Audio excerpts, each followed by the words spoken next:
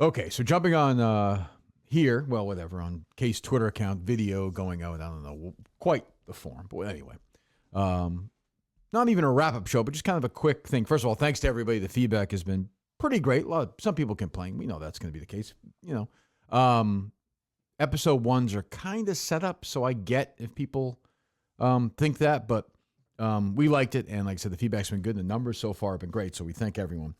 I encourage everyone to go subscribe in all the platforms and give it a full listen.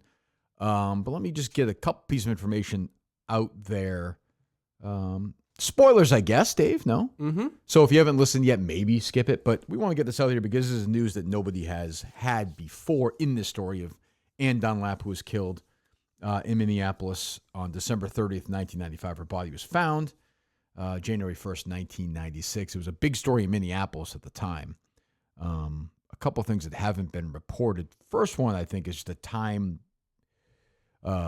gap in time issue with Brad Dunlap, her husband's storyline, is he went to an ATM outside of Minneapolis to attempt to deposit a $10,000 check they got for Christmas from her parents that was never reported. He never told anyone that. That happened the night she went missing, while he said he was sort of, looking for her, didn't know where she was. So there's that. The second one was, and we tease at the end of the story, is that he was engaged in a sexual relationship with a coworker at the time, before she went missing and after she went missing. And we'll talk more about this person sort of as the series goes on.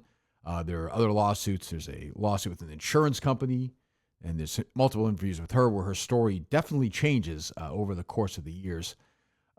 So I think those are the two sort of, big spoiler, I think, takeaways from episode 1, but there's much more. And we're working on episode 2 right now. So go subscribe. I don't know, leave a review or not, I don't really care. But there's a bunch of platforms to go give it a full listen, and let us know whether you like it or not. The feedback is always welcome. It'll be ignored, but it's always welcome.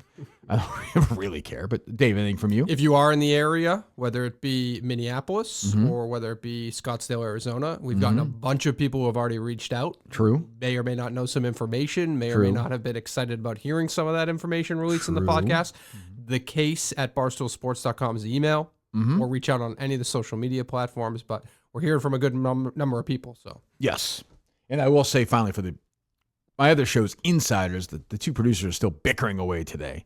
There was some yelling going on from Dave earlier. Who was right, though? Who was right at the end of the day? You were actually right. I know. You were right. I'm not really, Justin was wrong on that one. But anyway, so